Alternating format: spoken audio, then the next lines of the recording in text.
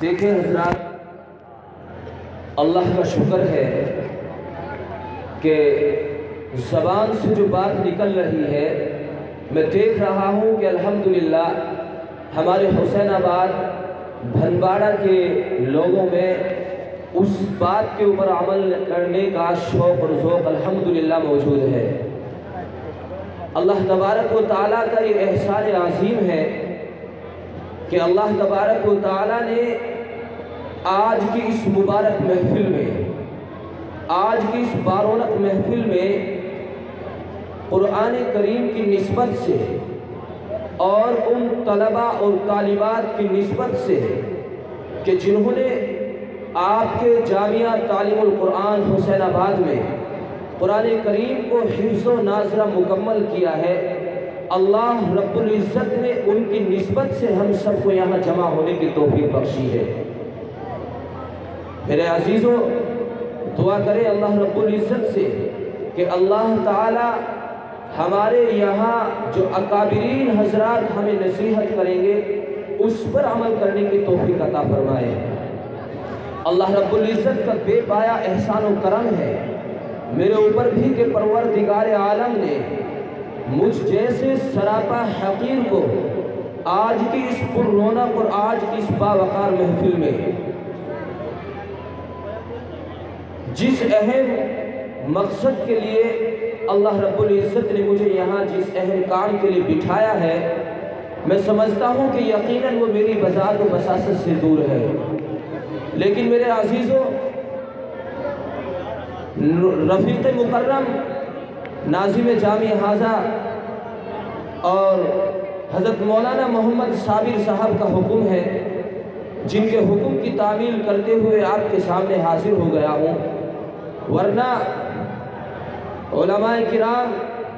ملت اسلامیہ کے اکابرین، اسلامی علوم و فنون کے ماہرین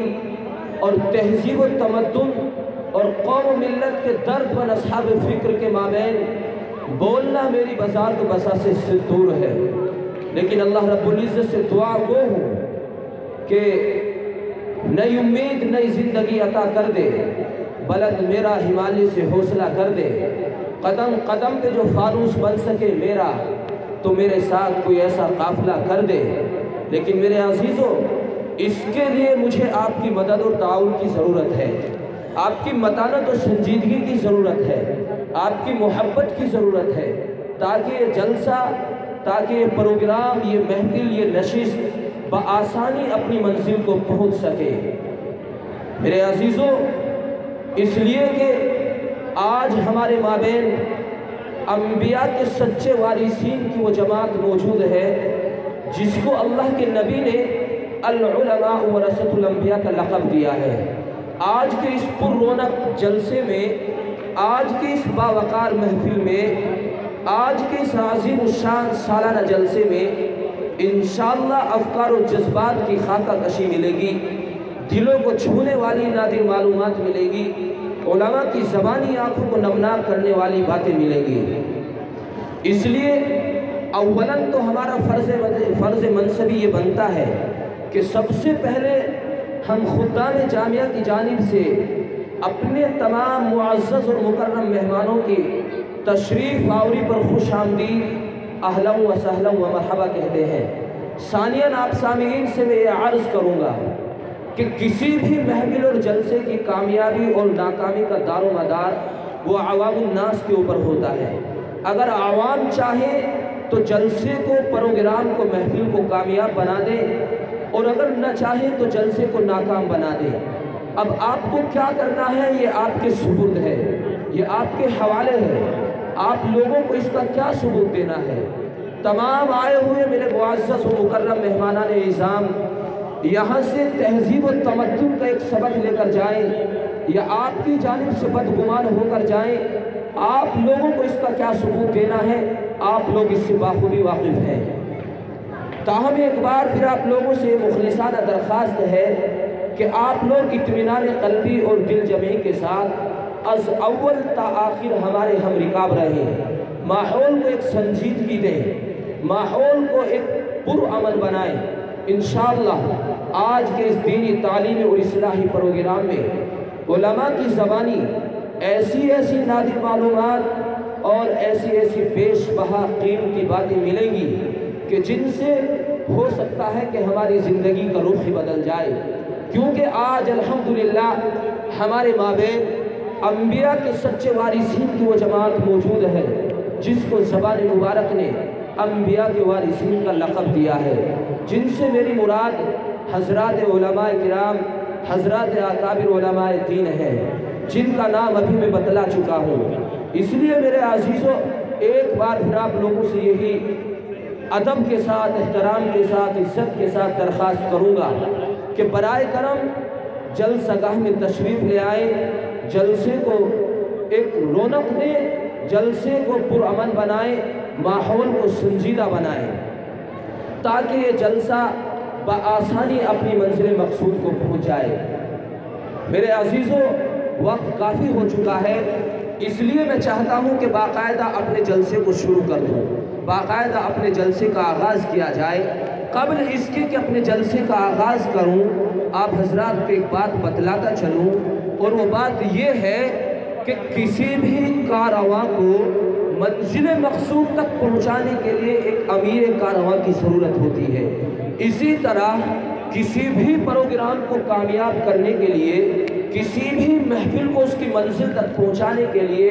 ایک محفل کے ذمہ دار کی، ایک محفل کے صدر کی، کہ جو اس کی محفل کی صدارت کرے، اس کی ضرورت ہوتی ہے۔ تو میں بھی یہ چاہتا ہوں کہ آج کے اپنی اس پر رونق اور باوقار اور باعزت محفل کے لیے کسی باعث فخر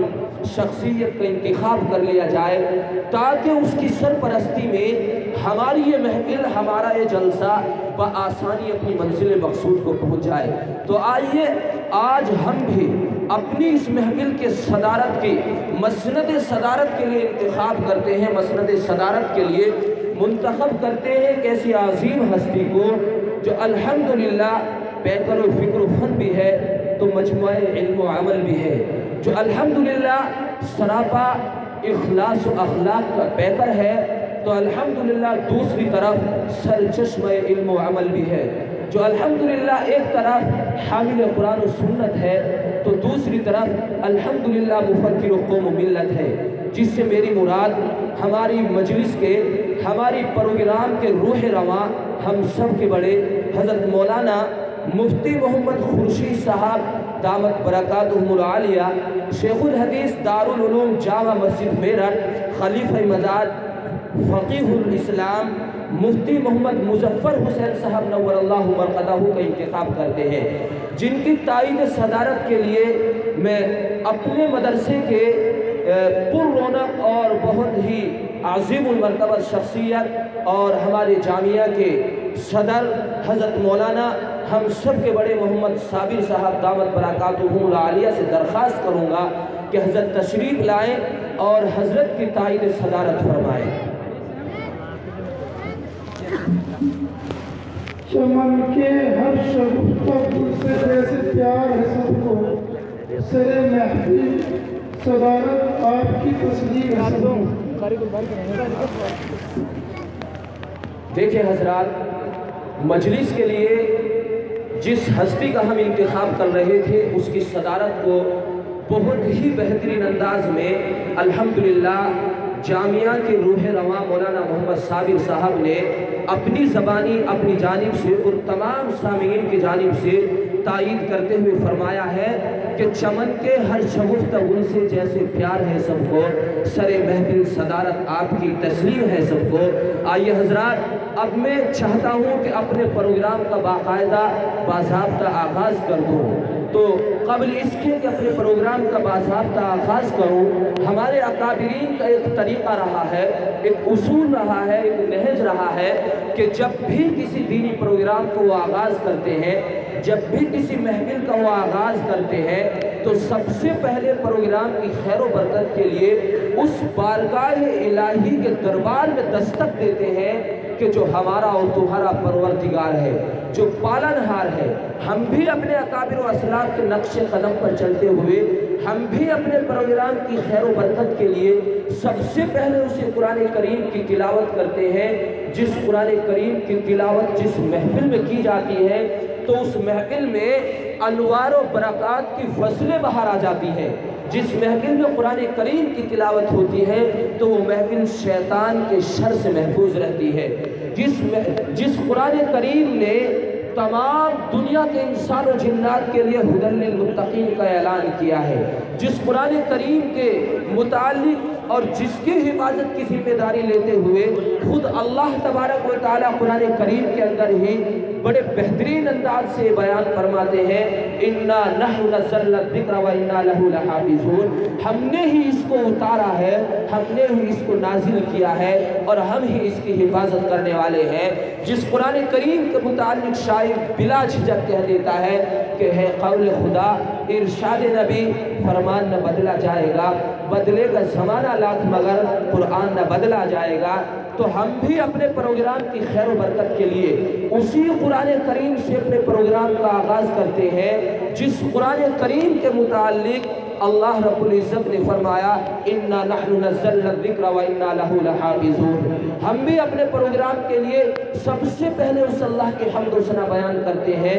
جس کی جو ہمارا اور تمہارا پالنہار ہے، جو خالق و مالک ہے، جس کے قبض قدرت میں ہم سب کی جان ہے، جس کے متعلق میں نہیں خود قرآن کریم کہتا ہے الحمدللہ رب العالمین، جس کی رحمت کاملہ کو بیان کرتے ہوئے میں نہیں تم نہیں خود وہی قرآن کہتا ہے الرحمن الرحیم، اسی کی عزت کبریٰ کو بیان کرتے ہوئے خود قرآن کہتا ہے مالک یوم الدین، اور اسی کی طریقے عبادت کو بیان کرتے ہوئے خود وہی قرآن کہتا ہے ایاک نعبد و ایاک نستعین۔ تو ہم بھی اپنے اکابر و اسلاف کے نقش قدم پر چلتے ہوئے سب سے پہلے اسی قرآن کریم سے اور اسی بابرکت کلام سے اپنی آج کی اس بارونق اور پر رونق محفل کا آغاز کرتے ہیں جس قرآن کریم کے متعلق قرآن کریم کے اندر ہی آتا ہے کہ جب اس قرآن کا چیلنج فَأْتُوا بِسُورَةٍ مِّن مِّثْلِهِ وَادْعُوا شُهَدَاءَكُمْ عرب کے کافروں کے کانوں میں پڑا تو انہوں نے اپنی انگلیوں کو اپنے دانتوں کے تلے دبا لیا۔ جس قرآن کریم کے متعلق آتا ہے کہ اس قرآن نے انسان کو انسانیت کا درس دیا، اسی قرآن کے ذریعے ہمیں معرفت خداوندی ملی، اسی قرآن نے اس انسان کو جینے کا سلیقہ سکھلایا۔ جس قرآن کریم کے متعلق شاعر نے بلا جھجک کہہ دیا کہ یہ قرآن ہمیں رب جہان، یہ قرآن ملا ہے ہمیں رب جہان سے، جس کا سرا ملا ہے سفیر آسمان سے، جس کا سرا ملا ہے سفیر آسمان سے، اور قرآن کریم کی تلاوت کا فیض ہے کہ خوشبوئے خلد آتی ہے میرے مکان سے، اور ہر لفظ اس کا دلوں میں محفوظ ہے، منکروں ممکن نہیں ہے اس کا مٹانا جہان سے۔ تو آئیے آج ہم بھی اسی قرآن کریم سے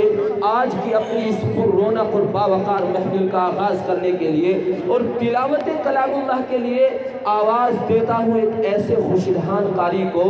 آواز دیتا ہوں ایک ایسے بین الاقوامی شاعر کو جس کی زبان میں اللہ رب العزت نے